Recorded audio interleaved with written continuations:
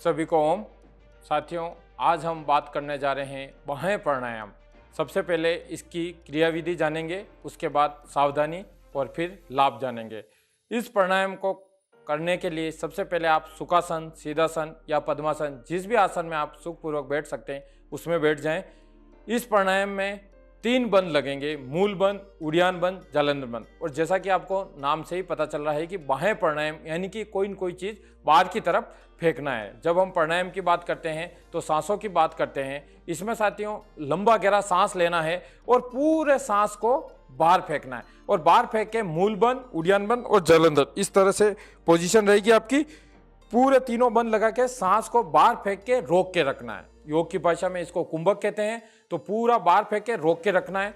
कितनी देर रोकना है? जितनी आपकी क्षमता हो उतनी देर रोकना है। अपने को नंबरों में नहीं उलझना है। अपने को सिर्फ ये ध्यान देना है कि जितनी हमारी क्षमता है उतनी देर इसको रोक के रखना है। पूरे सांस को लंबा गहरा सांस लिया और पूरे सांस को झटके से बाहर फेंका। और ये इस तरह से पेट पूरा अंदर रहेगा, मूल बंद लगा हुआ, और कंठकूप में, ठोडी को कंठकूप में लगाना है, यानी कि जालंधर बंद। और इस तरह से लगा के रखना है अपनी क्षमता अनुसार।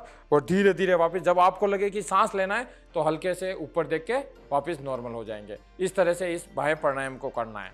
इसमें सावधानी क्या रखनी है? फिर से मैं रिपीट कर रहा हूँ कि सावधानी के लिए जिनको बहुत ज़्यादा बीपी हाई है, किसी को चक्कर आ रहे हैं, इस तरह के अगर साधक है तो उनको यह नहीं करना चाहिए। साथ ही जिनको माइग्रेन है या सिर दर्द है उनको भी नहीं करना चाहिए। और शुरुआती दौर में क्या होता है कि जब आप सांस बाहर फेंक के जब होल्ड करेंगे तो हो सकता है आपको पसीना आए, बेचैनी हो, इस तरह की क्रिया भी हो सकती है। तो उस समय वापस रिलैक्स हो जाएं, है ना। शुरुआती दौर में ये चीज़ें आएंगी। और इसके जो मुख्य जो लाभ है, यानी कि पेट संबंधी जितनी जो बीमारियां, क्योंकि पूरे पेट पे प्रेशर पड़ता है, पेट संबंधी जितनी जो बीमारियां उसमें भी लाभकारी है।